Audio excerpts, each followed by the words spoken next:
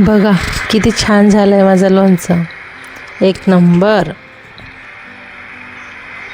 खूपच मस्त झालं होतं. टेस्टला तर खूपच भारी.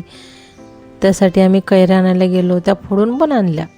नंतर त्या पूर्ण साफ करून घेतल्या. एक एक एक एक कैरी साफ करून सुकायला ठेवली. नंतर मग आम्ही मसाला तयार करायला घेतला. मसाल्यामध्ये तुम्हाला सांगणारच आहे मी प्रत्येक गोष्ट कशी कशी करायची तर, आणि सविस्तर कृती सांगणार आहे. सर्वप्रथम धने घेतले, नंतर लवंग, नंतर मिरे घेतले, हे आहे सोप, नंतर कलमी, हे अंबारीचं तिखट घेतलं आहे 100 ग्रॅम. हे पूर्णच टाकणार आहे मी 5 किलोला. तेजपान 10 भरा टाकणार आहे. नंतर बेडेकर मसाल्याचं 1 पाकिट टाकलेलं आहे. नंतर अर्धा किलो हे मोहरीची डाळ टाकणार आहे. नंतर तेल आहे शेंगदाणा तेल मी 2 किलो घेतलं आहे. थोडंसं कमी टाकणार आहे किंचित. हे धने जाडसर बारीक करून घ्यायचे. नंतर ते पाखडायचे. त्यातलं ते भुसा वगैरे असते ते काढून टाकायचा, आणि जो आतमधला जास्त भाग असतो तो घ्यायचा. त्याला बारीक करायचं एकदम म्हणजे जाडसर, एकदम जाड पण नाही, एकदम बारीक पण नाही, असं पाखडून घ्यायचं त्याला. ते पाखडल्याने हे समोरचं जो हलकं हलकं असतं ते बाहेर निघून जातं, आणि आपलं लोणचं हे खूप टेस्टी होतं. टेस्टला खूप छान लागतं. ह्याच्यात चव असते जी खाली असतं ते, आणि जे बाहेर काढून टाकायचं मग ते पोत्र वगैरे. असं पाखडून घ्यायचं ते पूर्ण, आणि मग मग आपल्याला मिक्सरमध्ये जाडसर दळून घ्यायचं. सोप मसाला पण असंच दळून घ्यायचं आपण ना पूर्ण. हे चला तर मग मी केलं आहे आता बारीक. आता हे मिक्सरला करून घेणार आहे.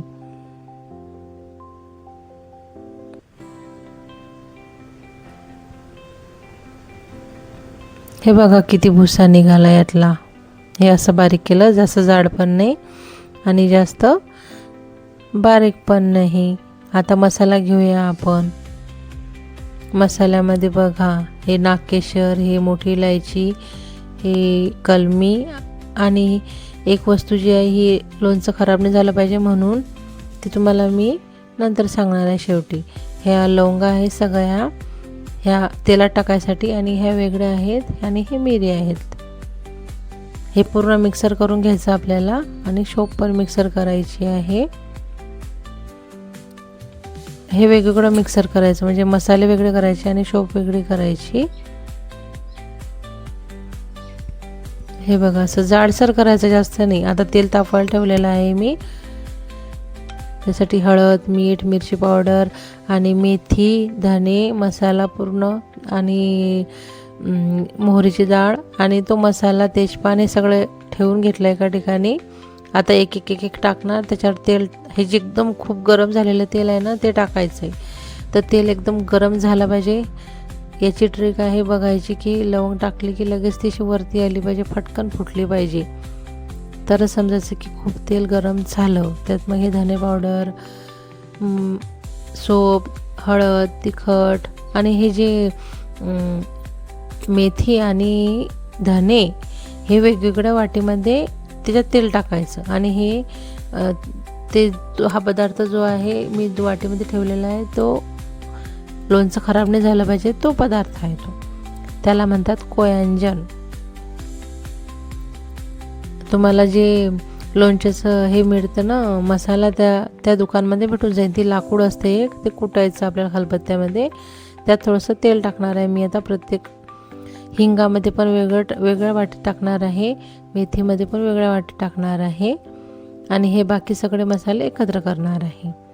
एक एक एक एक थोडंसं तेल टाकायचं या मसाल्यांवरती, आणि गूळ हा शेवटी.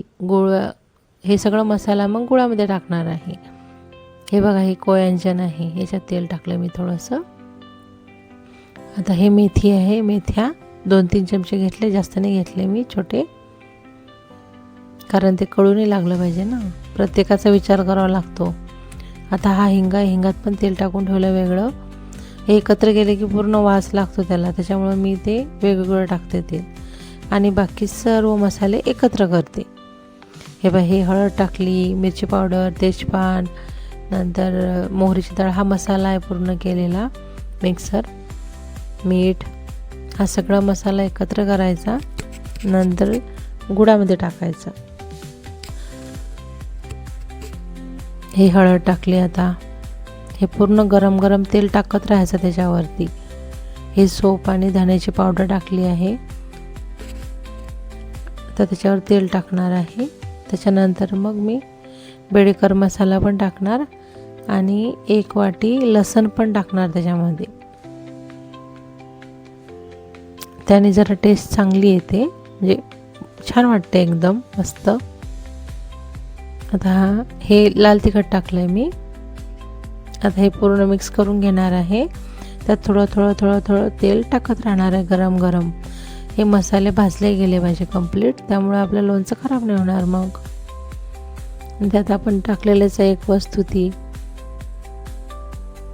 मी पहिले खलबत्त्यात खूप कुटून घेतली, त्याच्यामध्ये नंतर टाकले ती, कारण ते लाकूड खूप कडक असतं. असं हे मिक्स करत करत थोडं तेल टाकत राहायचं ह्याच्यावरती. हा हिंग, थोडं तेल कमी झालं त्याच्यामध्ये. हा हिंगात तेल टाकून परत मिक्स करून टाकणार आहे याच्यामध्ये. हे पण वाटीतलं मेथी आहे, हे पण याच्यामध्ये मिक्स करून टाकते आहे सर्व आता एकत्र. हा गूळ ठेवला आहे साईडला मी. त्या गुळात पण थोडं गरम गरम तेल टाकणार आहे आणि नंतर ते मोठ्या भांड्यात घेऊन त्याच्यामध्ये हे सर्व मिश्रण टाकणार आहे मी. हा बेडेकर मसाला टाकला आहे मी. हा लसण, त्याच्यावर पण गरम गरम तेल टाकणार आहे.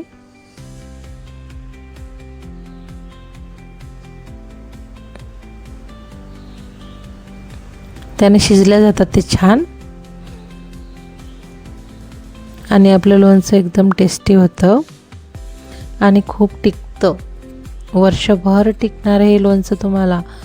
आणि लेकरांना लोणचं पोळी खूप छान खातात. माझा मुलगा तर वर्षभर खातो. अजून पण मागच्या वर्षीचं लोणचं आहे माझ्याकडे.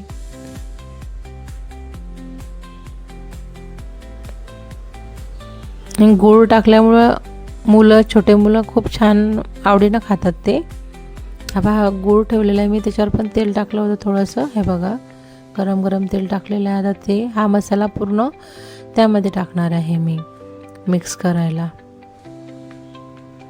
हे गरम असताना पूर्ण मसाला आणि तो गूळ, मग त्याला पाणी सुटतं गरमनी. थोडंसं तेल पण गरम टाकायचं वरून. मग पूर्ण मिक्स झालं. हा पूर्ण मसाला थंड झाल्याच्या नंतरच आपल्याला याच्यात कैऱ्या ॲड करायच्या. 3 तास ठेवलं मी कमीत कमी. नंतर या कैऱ्या याच्यामध्ये मावणार नाही म्हणून मी हे मोठ्या भांड्यामध्ये ॲड केलं आहे परत आणि त्याच्यामध्ये कैऱ्या मिक्स केल्या संध्याकाळी एकदम. हे बघा ह्या कैऱ्या मिक्स करत आहे मी पूर्ण.